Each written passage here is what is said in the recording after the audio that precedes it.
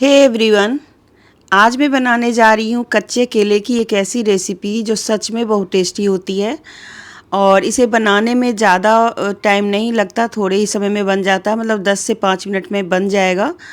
10 minute मान के चलिए ये रेसिपी बन जाती है, ज़्यादा झंझट भी नहीं है। तो यहाँ पर मैंने कच्चे केले लिए हैं 4 और इसको उबलने के लिए रख दिया है कुकर में। आप खुले बर्तन में भी कर सकते हैं, बहुत जल्दी ये गल जाता है, ज़्यादा टाइम नहीं लगता है।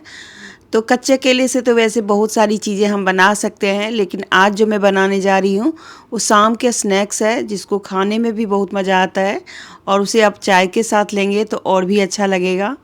तो यहाँ पर केले को मैंने उबाल लिया है और उबालने के बाद थोड़ा सा कुकर जैसे ही ठंडा हो जाए तो फिर इस केले को हम निकाल लेंगे। और केला का छिलका जैसे ना देख सकते हैं उबलने के बाद हल्का सा काला हो गया है, तो वो कोई प्रॉब्लम नहीं है, क्योंकि उबलने के बाद थोड़ा सा केला कच्चा जो रहता है ना वो काला जैसा हो ही जाता है। और ठंडा करने के बाद ही आपको छिलका उतारना है। मैं थोड़ी जल्दी कर रही हूँ क्योंकि मुझे जल्दी उतारना था, लेकिन आप ऐसा मत करना। आप थोड़ा ठंडा होने के बाद ही इसको मतलब इसका छिलका उतारना। मुझे गर्म भी लग रहा था लेकिन मैं उतार रही थी, तो कोई बात नहीं। सभी केले के छिलकों को हम उतार करके साइड करके रख लेंगे। और अगर आप चाहें तो इन छिलकों की भी चटनी बना सकते हैं। और बस इसके बाद केले को हमें क्या करना है ना कि छील के तैयार कर लेना है और इसे हमें करना है कद्दूकस। तो आप हाथ से मैश नहीं कर सकते इसको। हाथ से मैश करेंगे ये तो बढ़िया से मैश नहीं होगा। इसको कद्दूकस ही करना चाहिए, मतलब कद्दूकस करके ही अच्छा बनेगा ये। तो चलिए, इससे ना फटाफट काम भी हो जाता है कद्दूकस करने से, क्योंकि मतलब जल्दी हो भी जाता है और साथ में इसका जो पेस्ट बनता है ना वो बहुत ही बढ़िया बनता है। कोई कहीं पर भी गांठ वाँठ नहीं होती है। थोड़ा बहुत अगर रहे तो उसको दोबारा से आप कद्दूकस कर लें तो सही रहता है। और यही चीज़ आलू में भी काम करता है, आलू को भी आप ऐसे ही कद्दूकस कर लें तो सही रहता है। तो चलिए, यहाँ पर इसको मैंने कद्दूकस करके तैयार कर लेती हूँ। और आज मैं जो बनाने जा रही हूँ वो बनाने जा रही हूँ केले के पकौड़े। तो वैसे तो आपने कई बार जैसे कि कोफ्ते वगैरह जैसे आप बनाते हैं वो भी बना सकते हैं, लेकिन आज के शाम के लिए तो बस यही बन रहा है। तो इसको घिस के तैयार कर लिया है मैंने। अब यहाँ पर बेसन घोलते हैं। तो यहाँ पर बेसन मैं कुछ और चीज़ों के लिए भी घोल रही हूँ, जैसे मैं पकौड़े बनाऊँगी कुछ और सब्जियों के।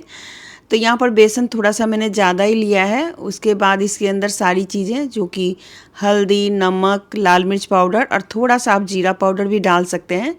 और अगर लहसुन वगैरह डालना है तो वो भी डाल सकते हैं, वो भी बहुत ही अच्छा लगता है। लेकिन मैं यहाँ पर लहसुन वगैरह नहीं डाल रही हूँ, सिर्फ जो मसाले हैं जीरा पाउडर वो डाल रही हूँ और नमक डाल दिया सबसे लास्ट में। और उसके बाद इसमें थोड़ा थोड़ा पानी करके हमें डाल करके तैयार करना पड़ेगा, क्योंकि हमें ना ज़्यादा मतलब पतला घोल नहीं बनाना है। तो यहाँ पर मैं जीरा डाल रही हूँ इसके अंदर। आप चाहें तो अजवाइन डाल करके भी बना सकते हैं। मैंने जीरा डाला है। इस जीरा डाल के भी टेस्टी लगता है, कभी आपने ट्राई किया हो तो बस इसको घोल लेना है अच्छे से, गांठ नहीं रहनी चाहिए। तो मैं हाथ से ही इसको अच्छे से फिर मिला करके घोल लिया, क्योंकि थोड़ा सा व्हिस्कर से इतना अच्छे से हो नहीं रहा था। तो चलिए, ये तैयार है। और अब इसके अंदर मैं पहले डालूँगी आलू, बैंगन और जो पेठा होता है ना, पीला पेठा, वो मतलब सीताफल जिसको कहते हैं वो। तो पहले मैं उसके पकौड़े बनाऊंगी, लेकिन जो केले के जो पकौड़े बनाने हैं उसके लिए हमें यहाँ पे प्याज काटना है। और प्याज में प्याज, हरी मिर्च वगैरह डाल करके इसको हम पकौड़े बनाएंगे। तो आधा ही प्याज लिया है मैंने, जितना केला है उसके हिसाब से आधा ही प्याज काफ़ी है। आप चाहें तो थोड़ी ज़्यादा प्याज भी डाल सकते हैं, फिर प्याज प्याज ही हो जाएगा। लेकिन आधा प्याज मैंने यहाँ पर, थोड़ा बड़ा प्याज था तो बस आधा प्याज ले लिया, हरी मिर्च ले ली है, हरी धनिया ले ली है। तो इन सारी चीज़ों को काट करके तैयार करके रख लेना है हमें। तो चलिए, अब क्या करेंगे ना कि ये जो केले को हमने घिस के तैयार किया है उसी में इस प्याज और हरी मिर्च को मिला करके रख लेंगे। और उसके बाद इसमें हम डालेंगे हरी धनिया, जो कि मतलब पहले से ही मैंने काट के रखा हुआ है। तो चलिए, यहाँ पर हरी धनिया भी काट के तैयार कर लिया। और अब इस बेसन के अंदर ही मैं हरी धनिया डाल रही हूँ, क्योंकि मुझे कुछ और पकौड़े भी बनाने हैं। तो आप देख सकते हैं मैंने एक वीडियो वैसे बनाया हुआ है जो सभी पकौड़ों के लिए अलग से।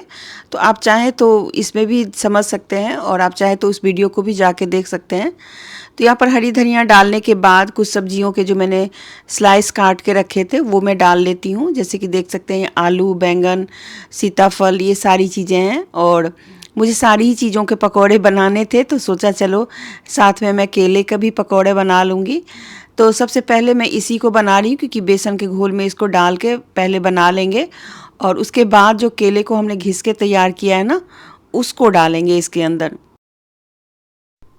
तो चलिए इन सारी चीज़ों को मिक्स कर लिया मैंने बेसन में और अब यहाँ पर तेल मैंने पहले से गरम करके रखा हुआ है। तो बस फटाफट से सारी चीज़ों को इसके अंदर डालते जाएंगे और जो भी चीज़ें मैं बना रही हूँ ना उसमें तेल गरम होना चाहिए, नहीं तो अगर हल्का भी ठंडा रहेगा ना तो वो फिर सारी चीज़ें एकदम सॉफ्ट हो जाएंगी, कड़क सी नहीं बनेंगी। तो आलू और बैंगन साथ में जो सीताफल काटा था उन सारी चीज़ों को मैं साथ के साथ ही डाल के यहाँ पे पकोड़े बना रही हूँ और इन सारी चीज़ों के पकोड़े सच में बहुत यमी लगते हैं। आप ज़रूर ट्राई करना। और शाम के समय बच्चे तो आलू खा जाएंगे, बाकी आप लोग सीताफल और बैंगन खा लेंगे। तो ऐसे करके ही चलता है। और मेरे घर में भी मेरी बेटी को आलू बहुत पसंद है, मतलब आलू के पकोड़े पसंद है, बाकी बैंगन या सीताफल के तो नहीं खाती है। तो चलिए ये पकोड़े तो बन गए। अब जो बेसन बचा है ना उसी बेसन के अंदर हम क्या करेंगे, जो केला को हमने कद्दूकस किया है ना वो हम डाल देंगे और इसको अच्छे से मैश करेंगे। तो अब इसमें मुझे कोई भी चीज़ अलग से डालने की ज़रूरत नहीं है क्योंकि इसके अंदर मैंने पहले ही हल्दी, नमक वगैरह सब कुछ डाल दिया था। इसे मिक्स करेंगे अच्छे से और मिक्स करने के बाद इसके जो जैसे पकोड़े का जो शेप होता है वो बना करके तैयार कर लेंगे। तो जैसे बड़ी होती है ना उस टाइप से आप चपटा चपटा बना सकते हैं और चाहे तो जैसे भजिया होती है उस टाइप से भी इसको तल सकते हैं। दोनों ही तरीके से ये बहुत बढ़िया से तलता है। तो यहाँ पर बस मैं जैसे गोल गोल जैसे होता है ना कोफ्ते, उस टाइप से मैं बना रही हूँ। तो अगर कोफ्ते की सब्ज़ी बनानी है तो वो भी बना सकते हैं, अगर शाम को खाना हो तो उस तरीके से भी हम खा सकते हैं। तो चलिए यहाँ पर इस टाइप से हमें कोफ्ते तैयार कर लेने हैं। तो अब तैयार कर लिया। अब इसको मैंने कढ़ाई में डाल दिया है और बस हाई फ्लेम पे ही इसको भी बनाना है। थोड़ा स्लो कर सकते हैं क्योंकि इसको जलने का होता है और बाकी अब धीरे धीरे करके फ्राई करेंगे। तो हल्का सा आंच अगर स्लो कर लेंगे ना तो ये बहुत अच्छे से बन के तैयार हो जाएगा। तो अगर आप लोगों के भी मुंह में पानी आ रहा है इसको देख के तो फटाफट से आप लोग भी बना लीजिए और शाम के समय इसको सॉस या चटनी के साथ शेयर कीजिए, मतलब खाइए। और चैनल पे बने रहें, फेसबुक पे अगर हैं तो इसको फॉलो कर लें, लाइक कर लें और शेयर करना मत भूलें। तो केले के जो पकौड़े होते हैं इस तरीके से अगर आपने कभी बनाए हैं या खाए हैं तो ज़रूर कमेंट कीजिएगा। वैसे केले के चिप्स ही ज़्यादातर लोग बनाते हैं और इस तरीके से बहुत कम लोग बनाते हैं। आप चाहें तो इसमें ग्रेवी वगैरह डाल के चावल के साथ भी इसको खा सकते हैं, जैसे कोफ्ते होते हैं उस टाइप से। अब इसे हम निकाल लेते हैं। उलट पलट करके मैंने इसको पका लिया है, बहुत बढ़िया से ये पक गया है, बिल्कुल ही रेस्टोरेंट स्टाइल का पकौड़ा लग रहा है ये। और जो बाकी बचा हुआ तेल है उसमें अब जो दूसरे टर्न में जो भी पकौड़े बचे हुए हैं उनको हम यहाँ पे बना लेंगे, मतलब डाल देंगे और फिर इसके पकौड़े बना लेंगे।